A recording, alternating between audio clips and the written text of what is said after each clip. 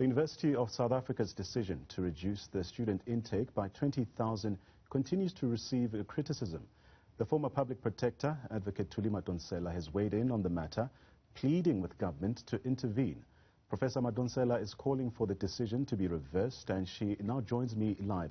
Well, good to have you on the program, Advocate. Let's first speak about the effect that this order has on UNISA. This order by UNISA, what effect does it have on young people, especially those who want to further their studies?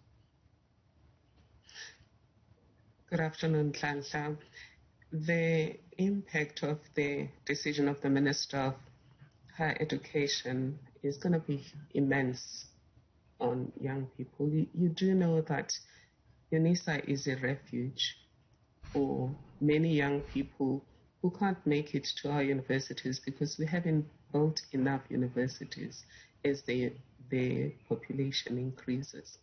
Also, those who can't afford money to go into full-time universities, UNISA is a refuge for them. But also in the face of COVID-19, others are not able to go to these other universities because businesses have closed on account of lockdowns.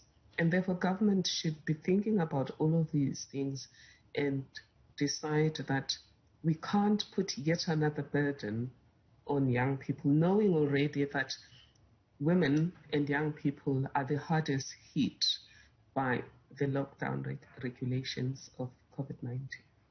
Prof, let's now speak about your plea.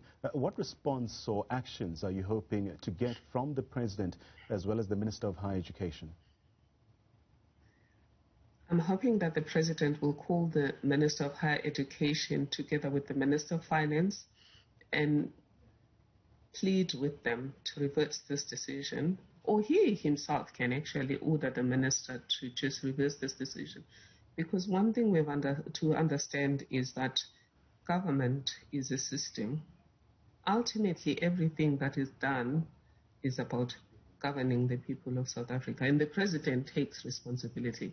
He cannot say that the Minister of Education has made this decision. The Minister of Education has to make decisions that are in line with the President's address to the nation, and the President has said we're rebuilding this country together. And this step is not in line with rebuilding better together. Now, you've also said that the move to deregister students could also lead to disruptions. Talk us through your assertion on this.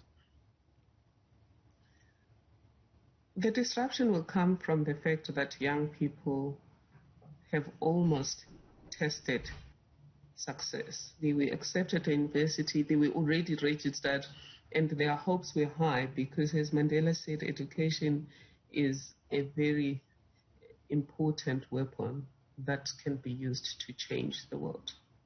And young people hope to raise their lives, to raise the lives of their families and of their communities through the social mobility that can be achieved through education. And a lot of them are going to be angry in the same way that they were angry during Fees Must Fall. We saw that. I intervened, I had to negotiate at WITS. I was part of the parents that were negotiating between students, and then the university at UP, the same thing. And you must understand, Nhlanhla, that young people are generally frustrated, as everyone is. And you don't want to add another thing, because if they can't be at UNISA, where will they be? There are no jobs. Yeah. So your foundation, Tuma, has also weighed in on the matter, saying that there aren't enough universities that have been built in the country. There's also the sentiment that access to UNISA is important for social justice, and you also touched a bit on this aspect. Please explain this to us. Absolutely.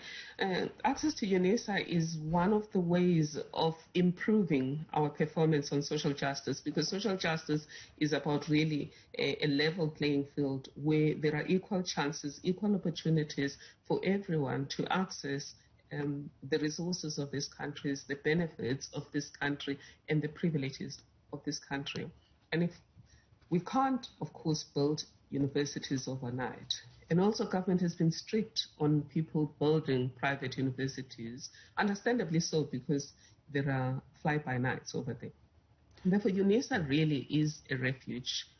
It is, of course, Tuma's plea that this be done. One of our ambassadors, Kabelo Mahlobohwane, is at the forefront of this. He himself has been through the University of Pretoria, got his degree, and has seen what education can do in uplifting your life. And he and many other young people want to extend this opportunity to other young people. And not everyone who is among the 20,000 who were registered needs NSFAS funding. And therefore, government needs to look at how many need NSFAS funding and where can we cut to make sure that we put our young people through university as part of sustainable development, as part of growth.